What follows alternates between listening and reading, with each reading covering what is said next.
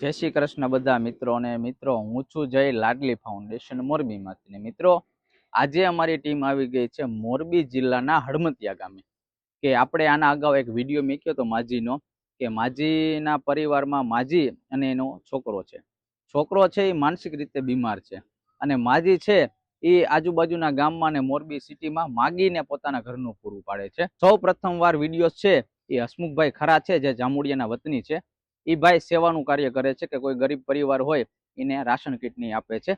એ ભાઈએ આ માજીનો video upload કર્યો હતો અને એ વિડીયો જોઈ અને અમારી લાડલી ફાઉન્ડેશને એવું નક્કી કર્યું કે આ માજીની પરિસ્થિતિ ખૂબ નબળી છે.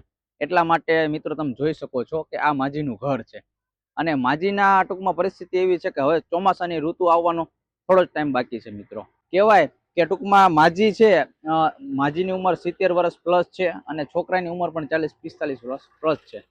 છોકરો છે માનસિક રીતે સાવ બીમાર છે, કઈ કામ કરી શકતો નથી ને માજી પોતે માગી અને ઘરનું પૂરું પાડે છે. મિત્રો, તમે મારી સાથે આવો, હું તમને ઘર કઈ રીતના છે એ તમને બતાડું.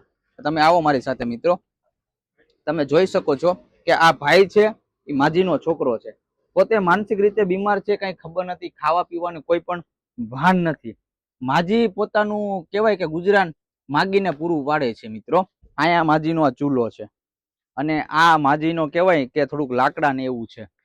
હવે આ તમે ઝૂંપડાની હાલત જોઈ શકો છો મિત્રો, કે ઘણી સાઈડ એવી છે કે જ્યાં કહેવાય કે ઝૂંપડું ફાટી ગયું છે. મિત્રો, ચોમાસાની ઋતુમાં મિત્રો વરસાદ આવે એટલે આ ઝૂંપડામાં બધી સાઈડથી પાણી પડે છે. મિત્રો, પરિસ્થિતિ એવી સર્જાય છે મિત્રો કે ઉપર વરસાદ ચાલુ હોય, નીચે માજી અને એનો છોકરો ટૂંકમાં ખાવાનું ન મળ્યું તો આખી રાત ભૂખ્યા કાઢે છે. મિત્રો, સુધી વરસાદ બંધ ના થાય ત્યાં સુધી માજી અને એનો છોકરો નીચે પણ એટલું પાણી ભરાણું હોય છે મિત્રો કે સૂઈ પણ નથી શકતા. અને માડીને આ કોઈક બેડ એક ભાઈએ કોઈક આપ્યો હતો, તમે બેડની પણ હાલત જોઈ શકો છો. મિત્રો, બેડને પાયા નથી, આ તમે હાલત જોઈ શકો છો. તેવી હાલતમાં આ બેડ છે.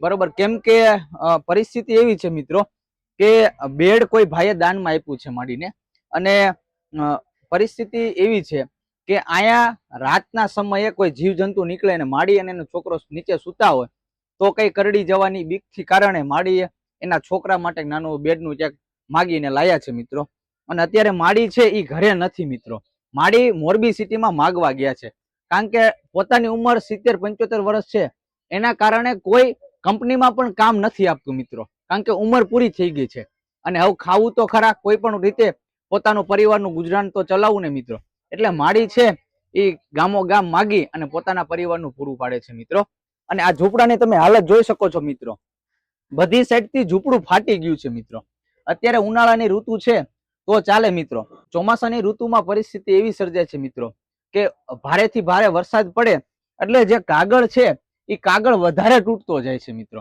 વધારે તૂટતો જાય એના કારણે ઉપરથી વરસાદનું પાણી આખી ઝોપડીમાં કહેવાય કે બધી સાઈડ ફેલાઈ જાય છે. મિત્રો, અને ઘરની પરિસ્થિતિ એવી સર્જાય છે મિત્રો કે માડીનો જે પણ કરિયાણાનો સામાન હોય બધો પલ્લી જાય છે. મિત્રો, પલ્લી જાય એટલે ટૂંકમાં જે ખાવા લાયક હોય એ પણ માડીને નાખી દેવું પડે છે. મિત્રો, બરોબર, એટલે જેટલા મિત્રો મારો વિડીયો જોવે છે, બે હાથ જોડીને તમને વિનંતી છે મિત્રો, જેટલા ભાઈઓ મારો વિડીયો જોવે છે, જ્યાં સુધી મારો વિડીયો પહોંચે છે મિત્રો, મોરબીના કોઈ દાતાશ્રીઓ હોય કે માડીને મકાન બનાવવામાં કોઈ મદદ કરવા માંગતા હોય તો અમારી લાડલી ફાઉન્ડેશન તમે કોન્ટેક્ટ કરી શકો છો. મિત્રો, 2 થી 3 દિવસમાં આપણે આ માડીનું મકાન બનાવવાનું શરૂ કરવાના છે. મિત્રો, મકાન છે મિત્રો એ મોરબી જિલ્લાના મેં જામુડિયા ગામે મકાન બનાવ્યું હતું. મિત્રો, એ ઘરની પરિસ્થિતિ એવી છે મિત્રો કે જ્યાં માજી છે, માજી અપંગ છે, બોલી નથી શકતા, સાંભળી નથી શકતા અને ખાટલા નીચે ઉતરી પણ નથી શકતા.